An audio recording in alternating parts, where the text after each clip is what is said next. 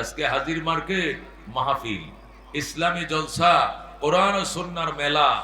এই মেলাকে শয়তানে ওই খেলনার মেলায় পরিণত করছে বাহিরে। কথা কোন ঠিক কিনা?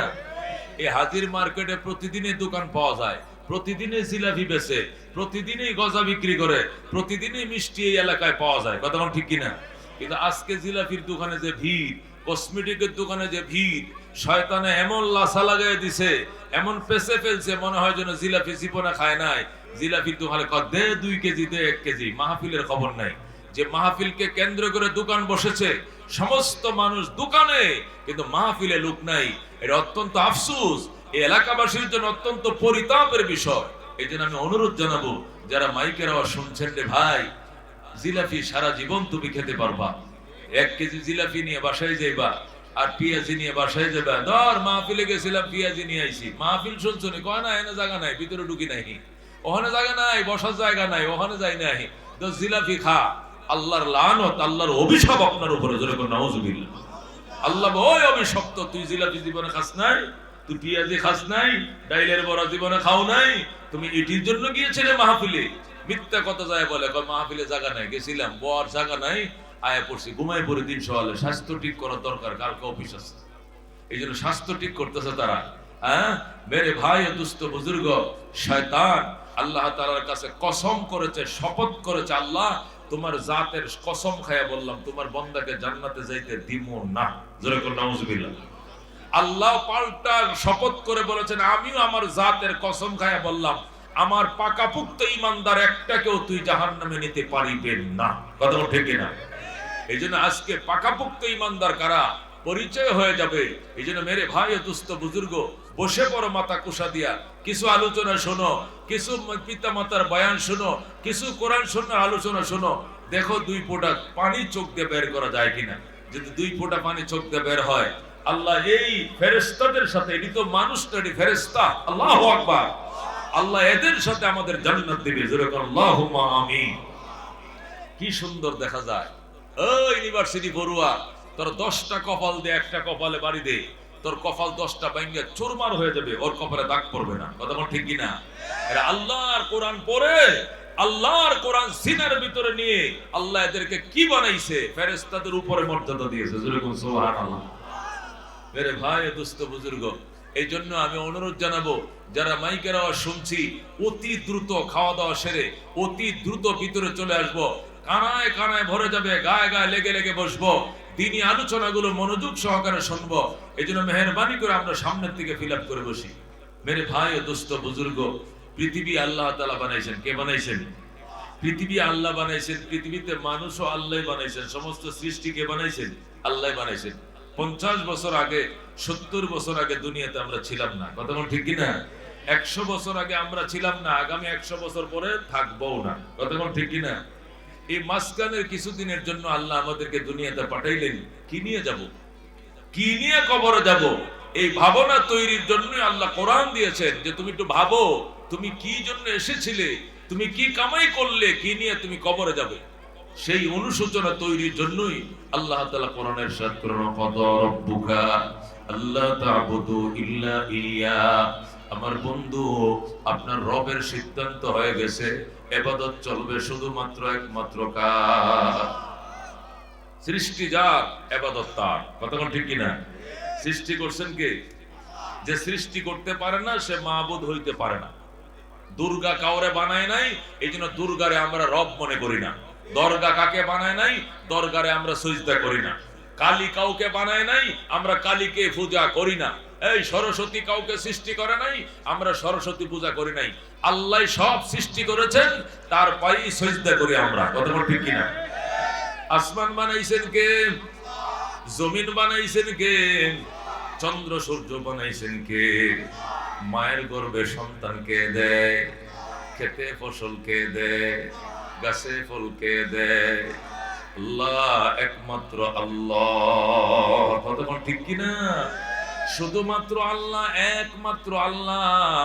আমাদের কোনো সাধ্য নাই, সামর্থ্য নাই। আমরা একটা মশার সামনে পর্যন্ত হার মানি।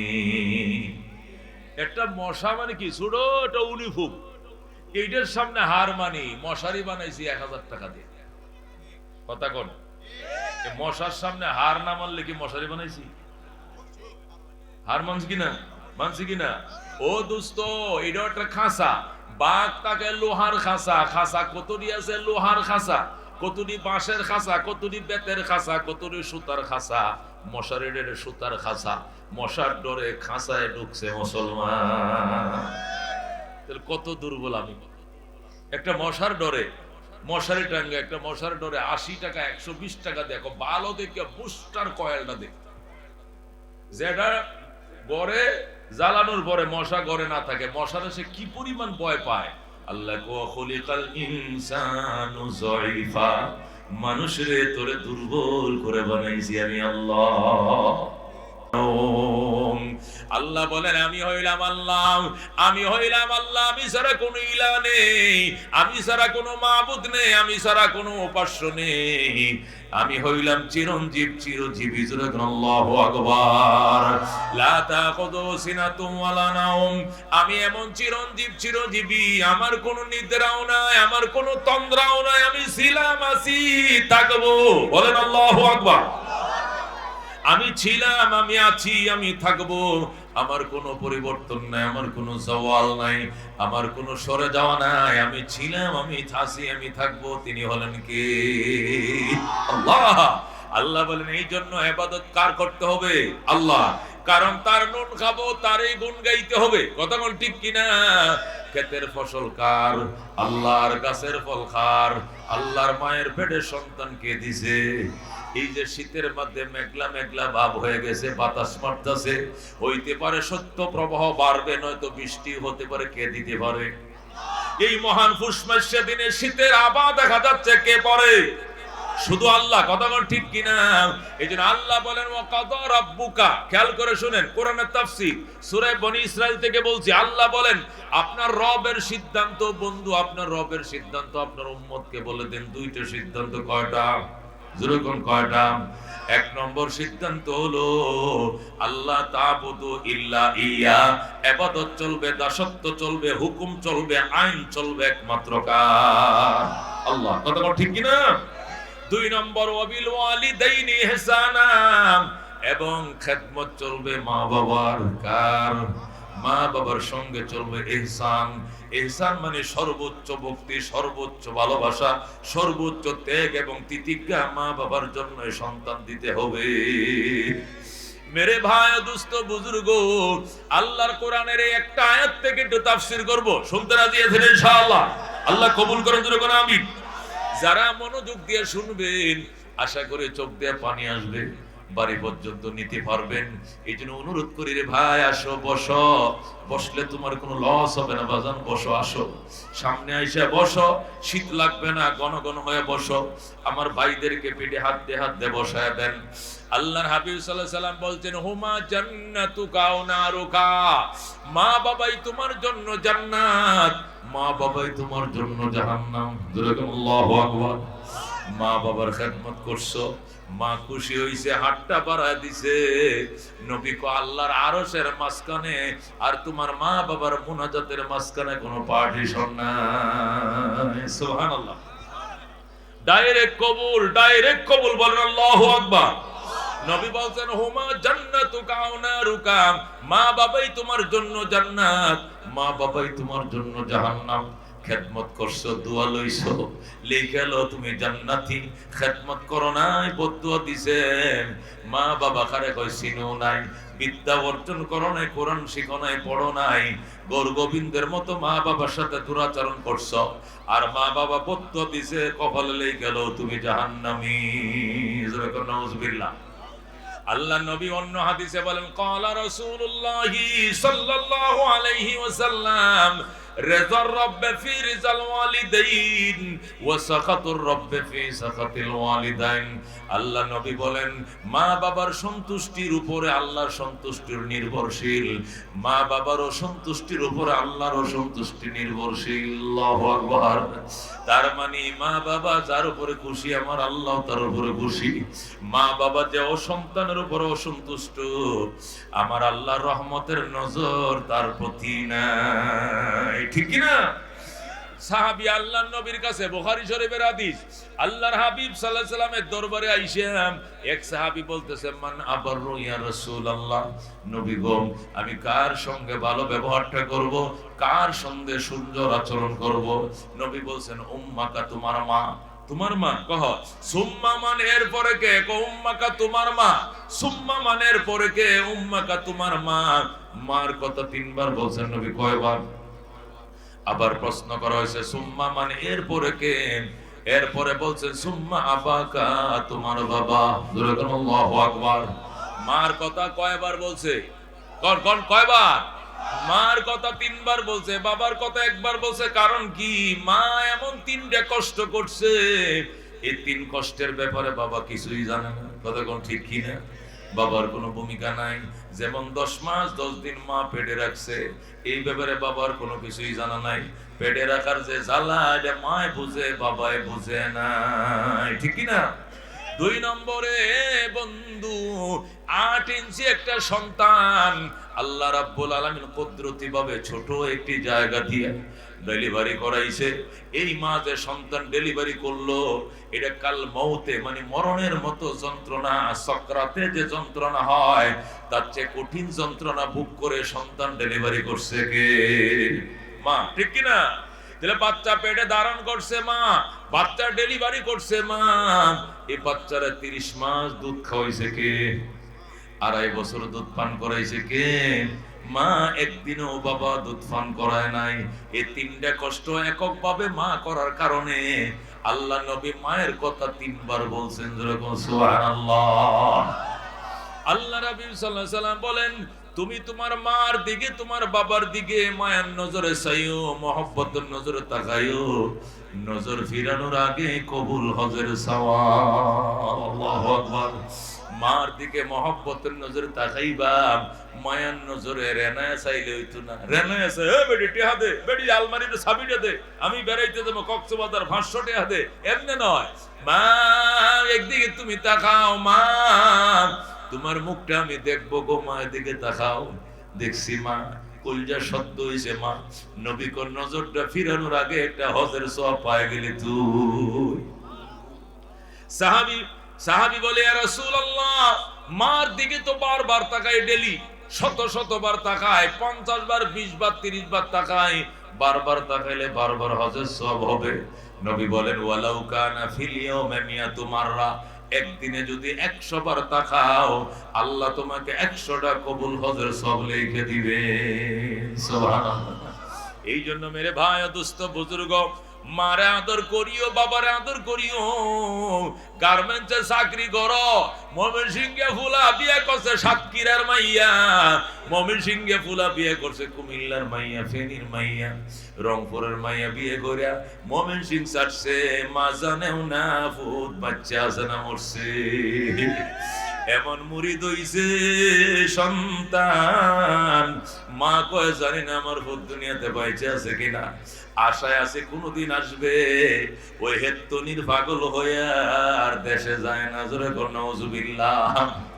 এই জীবন নয় বাজান, আরো জীবন আসবে, জবাব দিতে হবে। কথা বল ঠিক কিনা? এই শীতের দিনে মায়ের শ্বাসকষ্ট, মার ইনহেলার কে কিনে দিবে? মায়ের ঠান্ডার ওষুধ কে কিনে দিবে? মার একটা পাতলা কম্বল কে কিনে দিবে? কোনো খবর লইলা না। 8 দিনের সম্পর্ক, 3 মাসের রিলেশন। এই মহিলার পাগল হয়ে মা বাবা বলছো আল্লাহর আরশে সইবে না। কথা ঠিক কি না? আল্লাহ নবী সাল্লাল্লাহু আলাইহি সাল্লাম ইরশাদ করেন, ওয়ালা তাউকান্না ওয়ালিদাইক, ও সাহাবী খবরদার মা বাবার নাফরমানি করিস না। ওয়াইনা আমারাকা, যদিও তোর মা বাবা তোর হুকুম করেন, আনতাখরুজা মিন আহলিকা ওয়া মালিকা, তোর আব্বা আম্মা যদি বলে বউ তালাক দেওয়ার জন্য, চাকরি ছেড়ে দেওয়ার জন্য, বউ তালাক দিয়ে দিতে হবে, চাকরি ছেড়ে দিতে হবে, তবু গো মা বাবা ছাড়া যাবে না। কথা ঠিক কি না? মেরে ভাই দোস্ত বুজুর্গ, গভীর মনোযোগ দিয়ে কথাটি শুনেন, অন্য মনস্ক হয়েন না, আনমনা হয়েন না, খেয়াল করে শুনেন।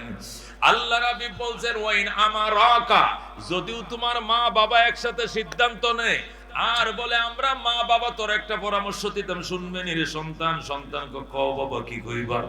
বলো মা কি বলবা?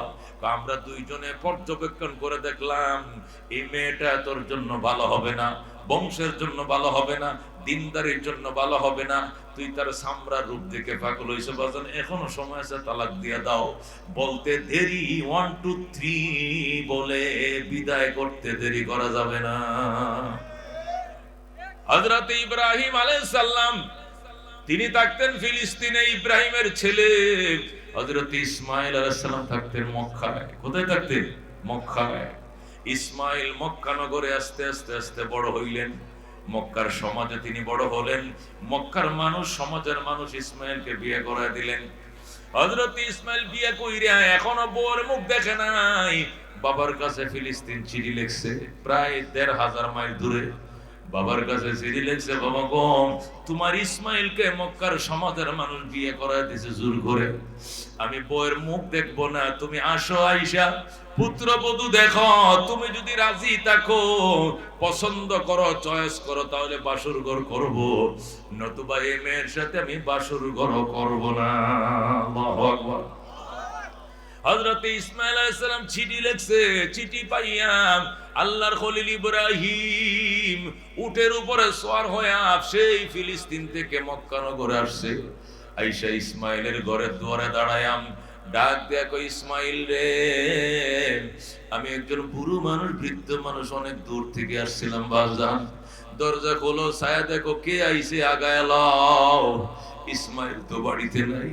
ইসমাইল হেরেম শরীফে ঘুমায়, ঘরে ঘুমায় না, ঘরে আইলে বিবির সাথে বাসর করা লাগবে। বউ মা বাবারে না দেখায়, বাবার না দেখায় সে বাসর করবে না। ইসমাইল বাড়িতে নাই। ইব্রাহিম ডাক দিছে, ইসমাইল রে। ইসমাইল তো ঘরে নাই। ঘর থেকে ইসমাইলের বউ, কে আপনি? আমি একজন বুড়ো মানুষ। কোত্থেকে আসছেন? ফিলিস্তিন থেকে আসছে। কি জন্য? আমি ইসমাইল রে খুঁজি। ইসমাইল বাড়িতে নাই, চলে যান, চলে যান, যেরকম নাউজুবিল্লাহ, চলে যান। ১৫০০ মাইল দূর থেকে আইছে, 15 দিনের পথ, চলে যান। ইসমাইল বাড়িতে নাই।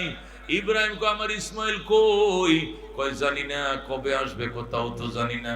মাগো, আপনারা কেমন আছেন? ভালো না? সংসার কেমন চলছে? সুবিধার না? কিরে মা, যেটাই কইলে শুধু না না, কারণ কি? ঠিক আছে মা, আমি গেলাম। মা, আমি গেলাম রে, আমার ইসমাইল আসলে কইও আমি আবার আসবো। মা, ইসমাইল আসলে কইও আমি আবার আসবো গো মা।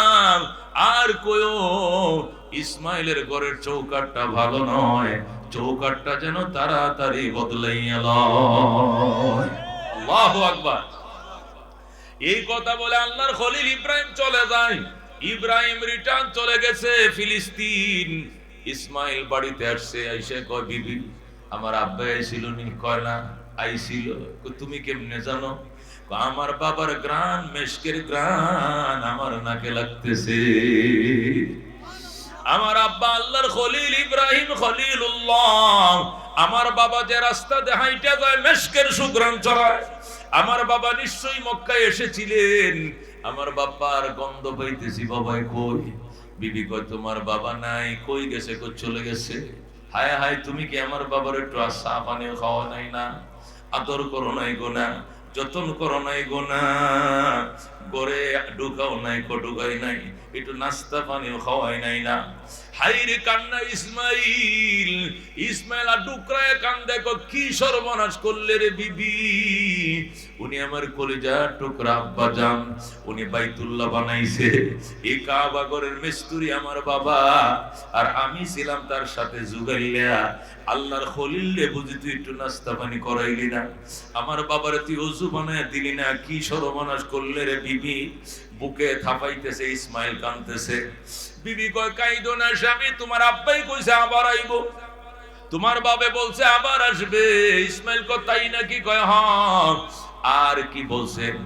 আর বলছেন আমগো ঘরের চৌকাট তো আমি দেখি নতুন কাঠ দিয়ে বানাইছো, আর উনি বলছে কাঠ নাকি ভালো নয়, চৌকাটটা যেন বদলাই এলাম। ইসমাইল ডাক দেখো, বিবি ঘরের চৌকাট নয় রে বিবি, আমার বাবাই কইছে ফ্যামিলির চৌকাট বদল করার জন্য। আমার বাবাই বলছে তোরা 3 তালাক দিয়ে বিদায় করে দেওয়ার জন্য। তোরে আল্লাহু আকবার। যা খবিস নারী যা। এই বলে হযরত ইসমাইল নিজের বিবিরে 3 তালাক দেয়া বিদায় করে দিছে। দিয়া মক্কার ভিতরে ঢুকছে। ঢুইকা ওই বনু জুরহুম একটা গোত্র ছিল মক্কায়, এই বনু জুরহুম গোত্রের ভিতরে ঢুইকা এবার একটা আল্লাহ ওলি মেয়ে নিজে খুঁজে বের করছে। সুবহানাল্লাহ। হযরত ইসমাইল আবার বিবাহ করছে, নতুন চৌকাট লাগাইছে। নতুন চৌকাট লাগাইছে মানে বিয়ে করছে। বিবাহ করার পরে চিঠি লিখছে, বাবা গো তোমার ইসমাইল নতুন চৌকাট লাগাইছে, এবার আইসা দেখে যাও এবারে চৌকাট ভালো কিনা মন্দ। এইবারে যখন চিঠি লিখছে, ইব্রাহিম আবার আসছে মক্কায়। আল্লাহু আকবার। আইসা ইসমাইলের ঘরের দুয়ারে দাঁড়ায় আগের দিনের মতো আবার ডাক দেখো, ইসমাইল রে আমার ইসমাইল, বাবা তুমি চিঠি পাঠাইছো, আমি আবার আসছি বাবা নতুন চৌকাট দেখার জন্য। যেই বলছে ইসমাইল, ইসমাইল তো বাড়িতে নাই। ইসমাইলের বিবি টাস করে দরজাটা খুলছে। আল্লাহু আকবার। ইসমাইলের বিবি টাস করে দরজাটা খুললাম, ইব্রাহিমের কদমে পড়ে সালাম জানায়, আসসালামু আলাইকা ইয়া রাসূলুল্লাহ। আল্লাহু আকবার। ওগো আল্লাহর খলিল, সালাম গ্রহণ করেন, আপনি আল্লাহর খলিল। বাবা আমি কত ভাগ্যবান, আমি আপনার সেবা করার সুযোগ পাইছি। বাবা গো আপনি ঘরে আসেন, নিজের ছেলের ঘরে ঢুকবেন, অনুমতির দরকার নাই। আমি ইসমাইলের বিবি, আমার ইসমাইল কয় আপনার ইসমাইল দাওয়াতে গেছে, কবে আসবে? চলে আসবে। তোমরা কেমন আছো গো মা? অনেক ভালো আছি গো আব্বা জান।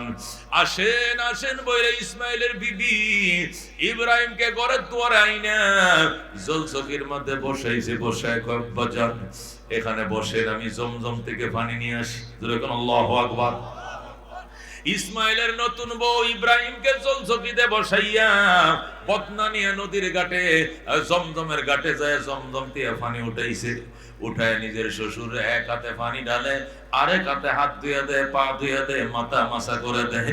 ইব্রাহিম শুধু বইসে রইছে, বউ ওযু বানায় দেয়। আল্লাহু আকবার। ইব্রাহিম খুশি। ইব্রাহিম ডাক দেয়, কয় মা মারে গামছা মুখটা মুইছা দে, হাতটি মুইছা দে। ইসমাইলের বিবি ডাক দেয়, বাবা গো কিসের গামছা কিসের তোয়ানি, আমি আমার মাথার কেশ দিয়ে আপনার পাও মোবারক মুইছা দিলাম। সুবহানাল্লাহ। ইসমাইলের বিবি নতুন চুলগুলো, আল্লাহু আকবার, এই নিজের কুপাটা খুইলা নিজের পায়ে নিজের কেশে মাথার কেশ দিয়া শ্বশুরের পাটি মুইছা দিছে। ইব্রাহিম বড় খুশি। ইব্রাহিম কয় মা আমি গেলাম রে মা, আমি আবার আসবো। যখন বলছে আমি গেলাম, ইসমাইলের বিবি দরজার ফাতারে দাঁড়াইছে। দাঁড়ায় কয় বাবা গো তোমাকে আমি যাইতে দিব না। আল্লাহু আকবার। আব্বা জান আপনাকে আমি যাইতে দিব না। কয় কেন মা? বাবা আপনি যাইতে পারবেন না, আপনি থাকেন, আপনার ইসমাইল আসবে, আপনাকে যাইতে দিব না। ইব্রাহিম ডাক দেয়, কয় মা আমার এখানে থাকা নিষেধ, আমি আসতে পারবো কিন্তু চলে যাইতে হবে। তোমার স্বামীকে এখানে বনবাস দিয়েছিলাম, তোমার শাশুড়িকে এখানে বনবাস দিয়েছিলাম, এই জন্য এখানে থাকা নিষেধ, আসা যাবে কিন্তু চলে যাইতে হবে। মা আমি গেলাম, আমি আবার আসবো, কথা দিলাম রে মা, আমি আবার আসবো গো মা। আমার ইসমাইল আসলে কইও এবারে চৌকাট বড় ভালো গো, জীবনে যেন এই চৌকাট না বদলায়। আল্লাহু আকবার। খিদমতে মা দর পে দর কুন সুবহান, তাকে বাসি দর তো আলম নেকে নাম, हर के खदमत कर देऊं मखदूम शुद, हर के खुदरा दी देऊं महरूम शुद। खिदमत माँ दर पे दर कुन इख्तियार, ताके बाशी दर्द आलम बख्तियार। ज़रूर मरहबा। এই জন্য মেরে ভাই ও দুস্থ বুজুর্গ, মা বাবার কথায় প্রয়োজনে বউ ছাড়তে হবে, কিন্তু আমাদের সমাজে বউয়ের কথায় মানুষ মা বাবা ছেড়ে দেয়, ঠিক কি না? মেরে ভাই ও দুস্থ বুজুর্গ, কোরআন হাদিসের কথা গভীর মনোযোগ দিয়ে শুনেন। আল্লাহু আকবার। মাঝে মাঝে মা বাবার খেদমত নবীর সহবতের থেকেও দামি হয়ে যায়, ঠিক কি না? নবীর সহবতের থেকেও মাঝে মধ্যে মার খেদমতের দাম বেশি। ইয়েমেনের বিখ্যাত বুজুর্গ হযরতে ওয়াইস করুনী রাহমাতুল্লাহ আলাইহি, কথা কোন ঠিক কিনা? ইয়েমেনের বিখ্যাত আল্লাহর ওলি ছিলেন তিনি, হযরত ওয়াইস কুরনি রাহমাতুল্লাহ আলাইহি ইয়েমেনের বিখ্যাত বুজুর্গ ছিলেন। আল্লাহর নবী সাল্লাল্লাহু আলাইহি সাল্লাম যখন নবী হলেন, তার কাছে সংবাদ গেছে মক্কায় নবী আইছে। হযরত ওয়াইস কুরনির মা অসুস্থ। ওয়াইস কুরনি বললেন, মা আমার একটু ছুটি দাও, আমি নবীর হাতে কালমাটা পড়ে মুসলমান হয়ে যাই। আল্লাহু আকবার। মা আবু বকর নবী হয়ে গেছে, উমর নবী হয়ে, আবু বকর সাহাবী হয়ে গেছে, উমর সাহাবী হয়ে গেছে, উসমান আলী সাহাবীর খাতায় নাম লেখাইছে, আমিও যাব আর কালমা পড়বো, সাহাবীর খাতায় নাম লেখায় দিব। আল্লাহু আকবার। মা তুমি আমার একবার যাইতে দাও। মা ডাক দেখো, ওয়াইস কুরনি রে, তুই ছাড়া আমার খেদমত করার মতো কেউ নাই। তুমি যদি চলে যাও নবীর সহবতে, আমি মারা গেলে আমার গোসল করাবে কে, আমার দাফন করাবে কে, আমার নামাজের ইমামতি করবে কে, আমার কাপড় কিনে দিবে কে? মা খেদমতে থাকো, যাইও না, যাইও না। ওয়াইস কুরনির মা নবীর কাছে ওয়াইস কুরনিরে যাইতে দেয় না। হযরত ওয়াইস কুরনি কান্দে আর কয়, মা তোমার জন্য লোক দিয়ে গেলাম, ওই লোকটা আমি আসা পর্যন্ত তোমার সেবা করবে, খেদমত করবে গো মা। তোমার জন্য লোক দিয়ে গেলাম, আমি আসা পর্যন্ত ওই লোক তোমার খেদমত করবে। ওয়াইস কুরনির মা বলে, না, আমার সন্তান ছাড়া অন্য কারো খেদমত আমি মানি না। আল্লাহু আকবার। ওয়াইস কুরনি যেতে পারে না, যাইতে পারে না, পারে না। দেরি করতে করতে করতে এক প্রকারে নবীজি মক্কা থেকে তিনি চলে গেলেন মদিনায়। কোথায় চলে গেলেন? আল্লাহর হাবিব মদিনায় হিজরত করে চলে গেলেন। ওয়াইস কুরনির কান্না আরো বেড়ে গেল। ওয়াইস কুরনি কান্দে, মা গো, নবী তো আরো 250 মাইল দূরে চলে গেছে মক্কা থেকে। মা আমারে যাইতে দাও, মা নবীর সাহাবতে যাইতে দাও। মা কয় না। এই করতে করতে নবী মদিনায় চলে গেলেন। মদিনায় যাওয়ার পর বদরের যুদ্ধ হলো, এর পরের বছর উহুদের যুদ্ধ হলো। উহুদের যুদ্ধের মধ্যে নবীজির 2টা দাঁত শহীদ হয়ে গেছে। মক্কার কাফেররা নবীজির 2টা দান মোবারক শহীদ করে দিয়েছে। ওয়াইস কুরনি যখন ইয়েমন থেকে নবীজির দান মোবারক শাহাদতের কথা শুনছে, পয়গম্বরের আশিক পাথর দিয়ে বাইড়িয়ে নিজের 32টা দাঁত সব কয়টা ভেঙে দিয়েছে। যে দুনিয়াতে নবীর গালে 2টা দাঁত নাই, আমি ওয়াইস কুরনির গালে 32টা দাঁত একটাও রাখবো না। সব কয়টা দাঁত ভেঙে দিয়েছে। আমার কাফেররা, নবীর দুশমনেরা নবীর 2টা দাঁত ভাঙছে, আমি আমার গালে একটা দাঁতও রাখবো না। সব কয়টা দাঁত ভেঙে নবীর জন্য কান্দে। মা আমারে যাইতে দাও। মা নবী কোন সময় মারা যায়, নবী কোন সময় শহীদ হয়ে যায় জানি না। মা কয়, তুই যদি এতই ভক্ত হস তাহলে নবীর কাছে চিঠি লেখ, নবীর কাছে চিঠি লেখো। ওয়াইস কুরনি চিঠি লিখছে নবীর কাছে, নবী গো, আমি আপনার জবান থেকে শুনতে চাই, আমি কি আপনার খেদমতে আসবো নাকি মার খেদমতে থাকবো? সুবহানাল্লাহ। হযরত ওয়াইস কুরনি চিঠি লিখতে, চিঠি আইসা মদিনায় নবীর হাতে পৌঁছে। আল্লাহু আকবার। ওগো নবীজি, আমি আপনার একজন ভক্ত, আমি একজন আশিক, আপনার জীবদ্দশায় কালমা পড়ার জন্য বেকুল। আমি কালমাটা পড়লে সাহাবী হয়ে যাইতে পারি, কিন্তু মার খেদমতের কারণে আসতে পারি না। মা আমাকে ছুটিও দেয় না। আমি কি করতে পারি? আপনার কাছে পরামর্শ চাই। আমি কি মায়ের খেদমতে থাকবো নাকি আপনার খেদমতে আসবো? আল্লাহু আকবার। আমি মায়ের খেদমতে থাকবো নাকি নবীর সহবতে আসবো? নবী বলেন, আল্লাহ নবী চিঠি লিখতে ওয়াইস কুরনি, মারে রাইকা আসিস না, মায়ের খেদমতে থাকো। আল্লাহু আকবার। আল্লাহ নবী ফিরত চিঠি লিখছে, ওয়াইস কুরনি রে, মার খেদমতে থাকো, আশা লাগবে না, মার খেদমত করো। মার ইস্পার হওয়ার পর নবী পাইলে নবীর সাথে দেখা হবে। চিঠি পাইয়া ওয়াইস কুরনি কো, আর কোনো উপায় নাই, নবী নিজেই মানা করছে, যাওয়া যাবে না, মার খেদমতে থাকতে হবে। ওয়াইস কুরনি যেতে পারে নাই। কিছুদিন পর নবীজি দুনিয়া থেকে ইন্তেকাল হয়ে গেছে। হযরত ওয়াইস কুরনি উনি রাদিয়াল্লাহু তাআলা আনহু হওয়ার কথা ছিল, কিন্তু রাদিয়াল্লাহু তাআলা আনহু হইতে পারেন না, তিনি রাহমাতুল্লাহ আলাইহি হইছেন। সাহাবী হতে পারেন নাই, তিনি তাবী হইছেন। জোরে আল্লাহু আকবার। অথচ সাহাবীদের জমানা পাইছেন, নবীর যুগ পাইয়াও নবীর খেদমতে যেতে পারে নাই মার খেদমতের কারণে। আল্লাহর নবী যেদিন ইন্তিকাল করবেন, হযরত ওমরকে ডেকে বলেন, ওমর এদিকে আসো, এই যে আমার জামাটা কে নিবা? আবু বকর হুজুর, এটা আমার দিয়ে যান। উমর হুজুর আপনার জামাটা আমারে দিয়ে যান। ওসমান বলে হুজুর আমারে দিয়ে যান। আলী বলে আমাকে দিয়ে যান। হাসান হুসেন কো না না ভাই তোমার জামা আমারে দিয়ে যাও। নবী কো কাউকে দিব না, আমার জামা ওয়াশ করুনের জন্য দিয়ে গেলাম। আল্লাহু আকবার। আল্লাহ নবী সাল্লাল্লাহু আলাইহি সাল্লাম ইন্তেকালের টাইমে নিজের জামাটা হযরত ওমরকে দিয়ে বলেন, ওমর যদি ইয়েমেন যাওয়া হয় ইয়েমেন যাইবা।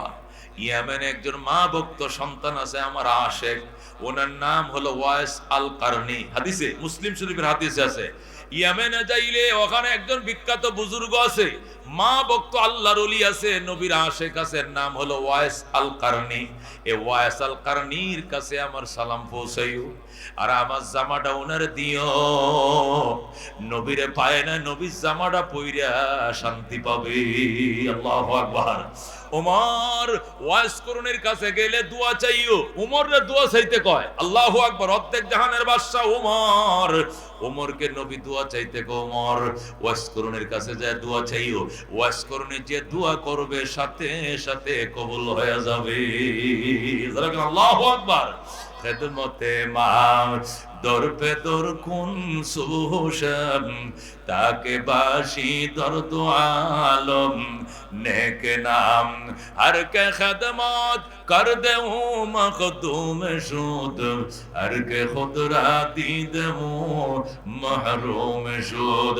হযরত আব্দুল্লাহ ইবনে মুবারক রাহমাতুল্লাহ আলাইহি লেখেন, আমি বাইতুল্লাহ হজ করতে গেলাম, যা দেখি একটা মানুষ খাসা মাথায় নিয়ে তওয়াফ করে। আমি বললাম, ভাই খাসা মাথায় নিয়ে তওয়াফ করো কেন? লোকটা বলল, খাসায় মাথায় তওয়াফ করি কারণ আছে।